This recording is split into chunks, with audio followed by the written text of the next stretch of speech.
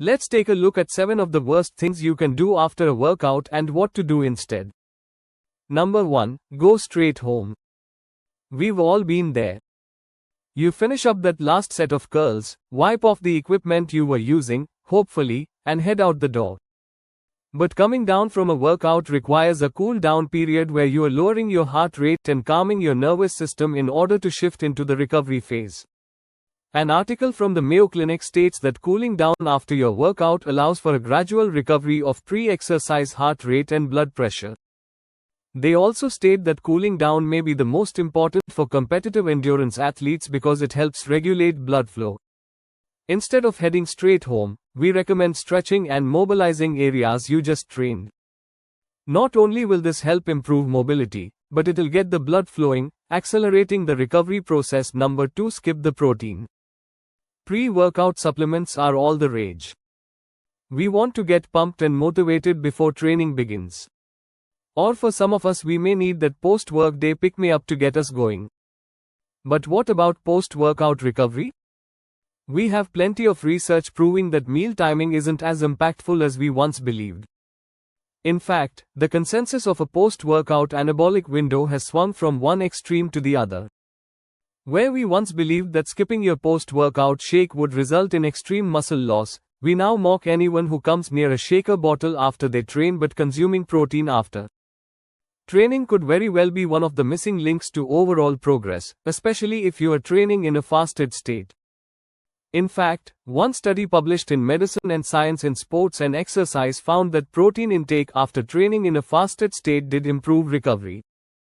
Another study published in Frontiers in Nutrition investigated the effects protein supplementation had on performance and recovery and resistance in endurance athletes. They found that a prudent approach would be to have athletes consume protein post-training. So while reaching your daily protein goals for the day is more important than consuming protein during this post-workout window. If your goal is to maximize muscle growth and leave no stone unturned, then post-workout protein is not just another opportunity to get more protein into your diet. It could be a way to improve recovery as well. This isn't to say that you should carry a shaker bottle in your gym bag or speed through traffic in order to get that dose of protein, but if you can consume 20 to 30 grams of fast-acting protein like whey within an hour of your workout, it'll ensure you are covering all bases. Number 3. Hit the drive-thru. Have you ever been tempted to take the turn into the drive-thru right after training? Well, think twice. Not only does fast food contain ample amounts of preservatives, salt and additives, which can derail your efforts for a healthier life, it's also very high in unhealthy saturated fats. Limiting fat intake after your workout is a good idea in terms of post-workout recovery. Fats slow down the digestion of food, which after a workout can cause a delay in the delivery of protein and glucose to your muscles for optimally glycogen resynthesis. Consume an adequate amount of carbs and protein to maximize muscle protein synthesis, but keep the high saturated fat and high sodium foods to a minimum, especially after training. Post-training is a golden opportunity to set the recovery wheels into motion, and fast food is a surefire way to knock that train off its tracks.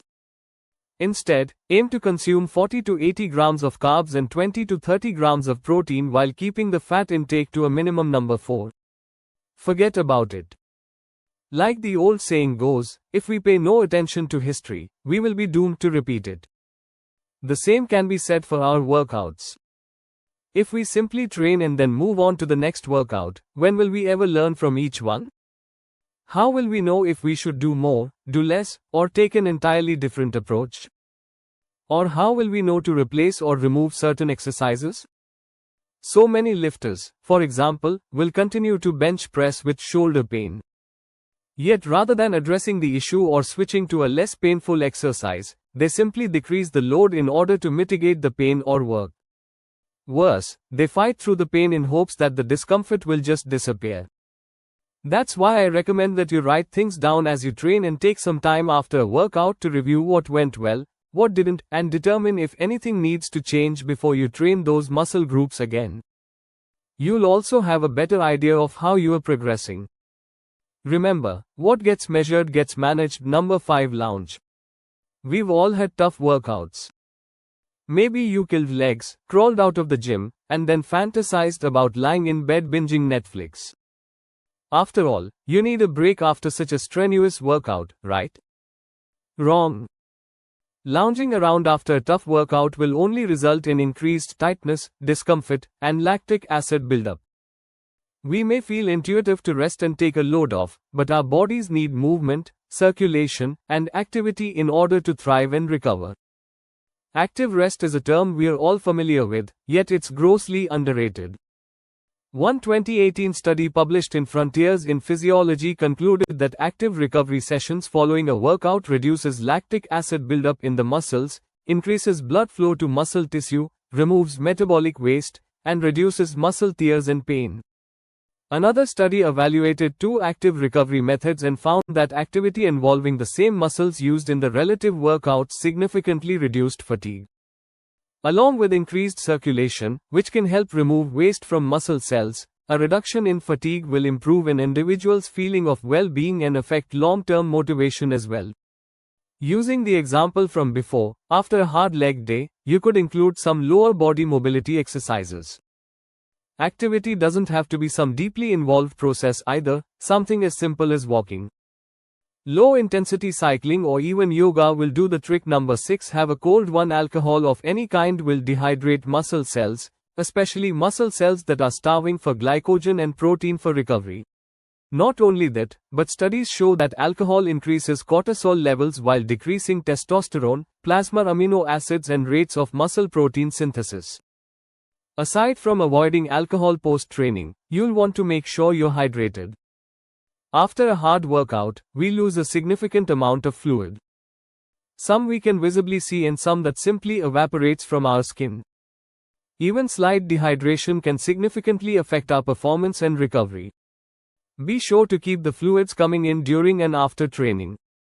Sipping on your protein shake is a good way to start the process. Also, since 1 gram of carbohydrate attracts 3 grams of water, you'll need to ensure the water is coming in to help those thirsty muscle cells process carbs and any other supplements you are taking, such as creatine. Number 7. Stay up. We live in a tech-heavy world where we wake up and go to bed staring at our screens. This addiction robs us of quality sleep and can be detrimental to our progress in and out of the gym. Sleep is one of the most important aspects of recovery and is responsible for the optimal functioning of everything from cognitive clarity to physical effort. Sleep deprivation and lack of sleep quality could be what's holding you back from making bigger gains in the gym. In fact, research published in Auckland, New Zealand found that sleep-deprived lift after time to exhaustion was much shorter. In other words, sets felt more difficult and they couldn't do as many reps. This is likely due to impaired glucose metabolism. Basically, if you can't break down glucose in your body because you don't get enough sleep, your body won't be able to properly utilize its own fuel to perform. Not only that, but another study published in the Journal of American Medical Association found that just 1 week of sleep restriction cut testosterone by 10 to 15% during daytime hours. So if you're serious about optimizing your efforts in the gym, facilitating your recovery as much as possible, you'll need to take your sleep schedule seriously. Begin by creating a nightly routine. Try to set a time at least an hour before bed where you put down your phone, tablet, or laptop. This is to ensure you limit your eyes and brain from blue light that can keep you from getting deep, rejuvenating sleep. Next, set a time you will get up every day and work backwards to establish when you need to go to bed. Be sure to schedule yourself for at least 8 hours or more. This will give you a small buffer in case you don't fall asleep immediately. Keep this schedule as strict as possible. It may take a few days to adjust, but it's a small price to pay for those long-term benefits of high-quality sleep. To recap, cool down after your workout with mobility work or some active recovery. Take notes and keep track of your workout to ensure you are on the right track. Try to get a good amount of protein and carbs within an hour of training and keep the fats to a minimum. Stay hydrated and aim to get at least 7 hours of high-quality deep sleep each night. Remember, the faster you recover from your training, the sooner you'll see results from it. If you found this video helpful, Please click the like button below as it'll truly help out the channel.